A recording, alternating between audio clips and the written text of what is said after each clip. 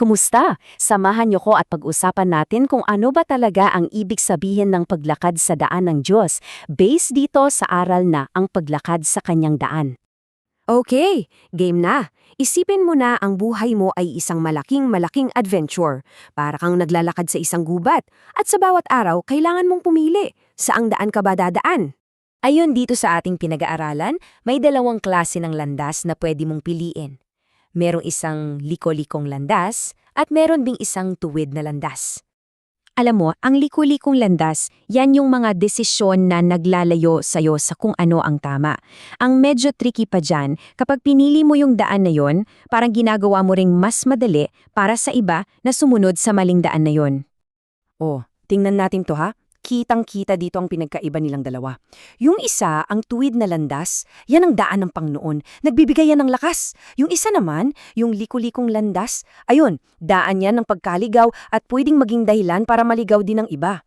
Kaya ngayon, focus muna tayo dito sa mas magandang option, ang pagpili na lumakad sa tuwid na landas. Ang tuwid na landas, simple lang, tinatawag siyang daan ng Panginoon. Ang ibig sabihin nito, pinipili mong sundin yung maganda at perpektong plano niya para sa'yo. At ito pa, ito yung reward. Pag pinili mo yung tama, hindi ka nangihina. Actually, binibigyan ka pa nga ng Diyos ng lakas. Para kang nagkakaroon ng super strength para sa puso mo, di ba? Sige, pero paano mo malalaman kung aling landas ba yung tuwid? Lalo na kung minsan medyo nakakalito, di ba? Well, ang good news, meron kang isang special na tool na pwedeng gumabay sa'yo. Para siyang kompas na laging nakaturo sa tamang direksyon. Ito lang yun. Isang simpleng tanong na pwede mong itanong sa sarili mo bago ka gumawa ng anumang desisyon. Bago ka gumawa ng isang bagay, huminto ka muna saglit at itanong mo, ito ba ang daan ng Panginoon? At ito na siguro yung pinaka-best part sa lahat. Gustong tandaan mo to ha? Hindi ka nag-iisa sa paglalakbay na to. Hinding-hindi.